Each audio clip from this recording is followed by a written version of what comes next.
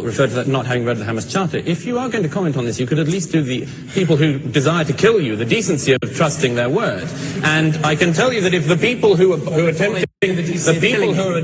attempting to bomb London and Glasgow and are currently wreaking havoc in Baghdad and across the world, if they had their way, I can assure you your own career wouldn't be going the way it is. You wouldn't be the woman you are. You wouldn't be allowed to do what you do in this country. That is the same, and that is the same for everyone in this group. And you should not be. And you should not take that for granted. And one other thing, I should just add to that. There's been a lot of cynicism in this room about this already tonight. But our troops in Iraq did not only go into Iraq for one reason. The people of Iraq had been living under a totalitarian dictatorship for decades, and many people thought that that was our fault. We get blamed when we intervene and when we don't. It was the same in the Balkans. We get blamed when we intervene and when we don't. If you... In a set of children's books about various religions couldn't depict Islam's prophet in their book, and that no cartoonist wanted to do it. You want to talk about fear, you want to talk about racism. How about just being an illustrator in Denmark who feels their life's going to be on the line if they draw a picture for a kiddie's book? You want to talk seriously about how it feels to be scared, and then they do a cartoon for their local paper, and that their lives are under threat, and their families are threatened, and they have to go into hiding? You want to talk about what it is to feel threatened? This is the product of a fevered conspiracy mindset from the beginning.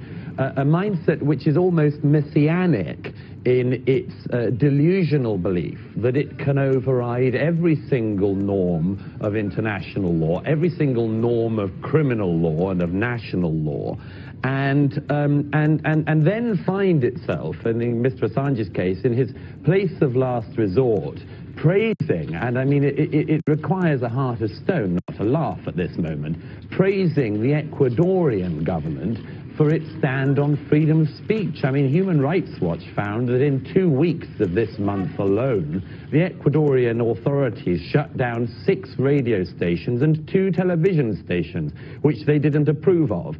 Ecuador is not a mecca of freedom of speech. It isn't the world capital of decency. It's the last seedy bolt hole to which Mr. Assange thinks he can run. It's come out today that one of the main reasons Australia went to war in Iraq was for oil. No, that hasn't come out today. That hasn't come out today. The war was not about oil. If it were, we wouldn't have spent all these billions of dollars in lives and blood and treasure. It was not done for oil. We could have got oil by doing a deal with Saddam like Mr. Chirac did. Okay, let's move on.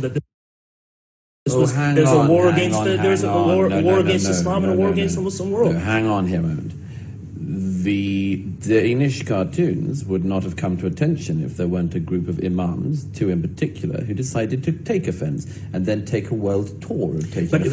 And then decided to take a world tour of taking offense and show cartoons they'd also made up that were far more offensive than any of the other ones around to other people in order to whip up such sentiment. Ayatollah Khomeini, I don't think, was a reader of Salman Rushdie's early work. I don't think that Ayatollah Khomeini ever sat down with his copy of the Satanic Verses, his advanced proof, and then decided to take offense. This is a man willing to take offense. He wants to take offense. He wants to whip up other people who don't read books and can't read any long book. Are you speaking to? Dictaphone. Okay, well, yeah. Sorry, Douglas, what are you saying? You were saying... No, but I mean, it just seems to me that to an extent, whether you believe this is the case or not, it's dangerous to an extent if you take advantage of the credulous and people's fears and real fears, and people have a real fear of death. What did Steve see in that? People have a real fear of death, and they always have done, they always will do.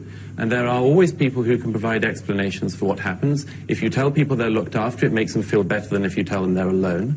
So people who believe in reason on these things are always at a disadvantage because we don't have soft fairy tales, and we can't take advantage of the credulous, and we can't claim that angels say rather banal things in our spare time. Not our army and our soldiers having to behave like lawyers, wondering if they're doing something which is going to get them up in a courtroom anytime soon. I don't really want to see this happening with the police. Somebody, the lady in the back there, talked about the scene of the crime.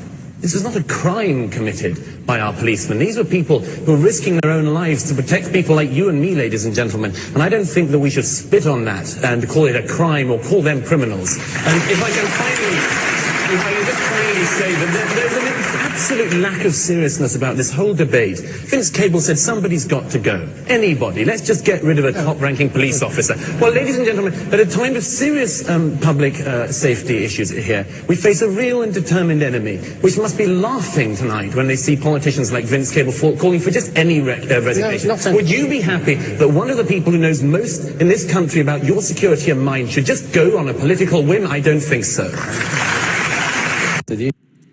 Wow, wow, wow, wow, wow. Is he great or is Douglas Murray great? He's great. I wish we had someone like that in the United States of America. The closest person I can think of is Thomas Sowell. He's a Black American economist, went to Cornell, has all the bona fides, everything that's there. The only problem is he's conservative, and that problem is a problem with the progressives, with the left, with the Democrats, with the liberals. If he was on the left, he would be hailed. He would be talked about in all circles, on all the news networks, on all the alphabet networks. When he writes his books, he'd be called in to talk about his books all the time. He's written, I don't know, a ton of books. But the only time you ever get to see him are on some, other video platforms that aren't really, really mainstream. And he would be the closest, in terms of, he's 90 years old, folks. I mean, he's 90 years old. He's twice the age, I think, of Douglas Murray. But you guys have a phenomenal person there. And Douglas Murray just going after answering the questions and just putting it out there. Just putting it out there. I mean, really. It's amazing. Well, the first thing he was talking about that lady in the first clip, who's a journalist of some kind.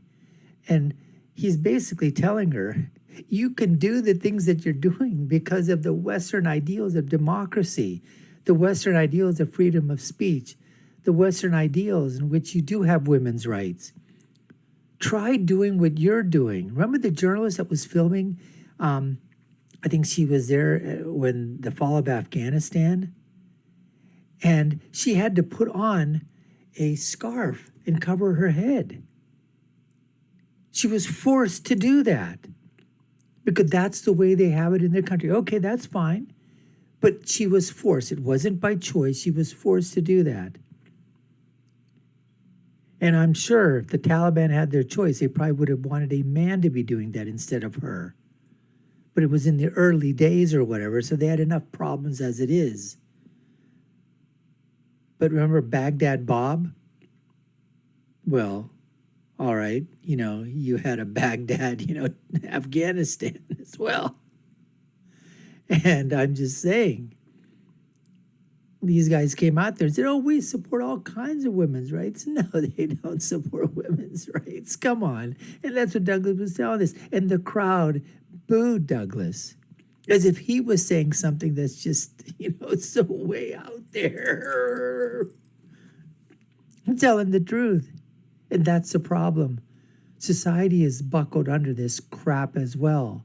Political correctness, virtue signaling, polishing their halos, or following the people that are polished halos because they've never been in that situation. They've never been under that type of tyranny.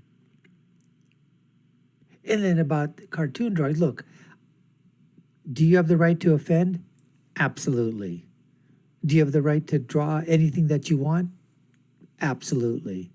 Again, it comes with, depending upon if you're drawing something that's telling you to commit violence or to commit an act of terror, it's the same thing with free speech. Basically, that's what's happening.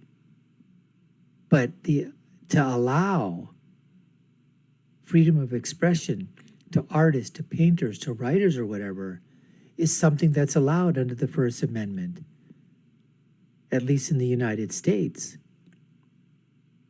Now, the question of should you offend? Should you cross certain lines? That's a judgment issue. That's a moral issue. That's a personal issue. And then you have to live with the consequences of something like that. And then in the last thing, there's so much inside there with Douglas Murray, so many great things that he was talking about there. But the fact that somebody in a minister in the parliament says, you know what, we just need to sack a police officer just for doing that. That's the same thing that was going on here with the Black Lives Movement. You know, how do we like our cops? You know, how do we like our cops? Pigs, fried like bacon. I mean, those kind of tropes, those kind of songs that were there. Defund the police, get rid of the police. We need to put evaluators out there, psychologists, psychiatric, social workers. They're better handled. They're able to handle the situation a whole lot better than a police officer in a domestic situation. Oh, sure. And when that goes sideways, then what's going to happen? Who's going to take the blame then? If these idiots and these morons and these social workers feel that they want to get into a situation which is going to get way out of control, because those guys are really going to be listening to a social worker, a psychologist, a psychiatrist in that type of situation where you have nothing to defend yourself if something goes sideways. And the fact of the matter, it's easy to call for defund the police. It's easy to call to sack or to get rid of somebody or to terminate their position because of whatever happened.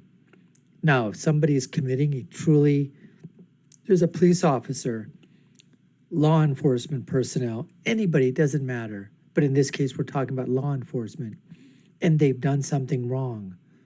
Hey, adjudicate it. Get all the evidence. Bring all the facts. If you have enough, take it to court. If the person's done something that infringes upon any rights of anybody, if they've done something that breaks the law, throw the book at them. Absolutely. But do it within the purviews of the law. Do it the right way. Innocent until proven guilty. Not the other way around, because that's what it is right now. You're guilty and you better prove your own innocence. And even if you prove your innocence, we're still going to say that you're guilty, because that's the narrative that they want, folks. That's the narrative. Anyways, we appreciate you taking the time to watch. You've been watching the Dr. Nasir Shaikh Show. I'm your host, Dr. Nasir, where I give you my political prescription from my political perspective of what happens when all these things comes crashing together, especially when Douglas Murray comes crashing together with everything. Social media, religion, culture, politics, government, they all come colliding. Take a look at all our videos. Our links are above and below. Love to have your comments. And I'll leave you with my final thought, which is, when you're right, you're right. And when you're left, you're wrong. Until next time, folks, take care and stay safe.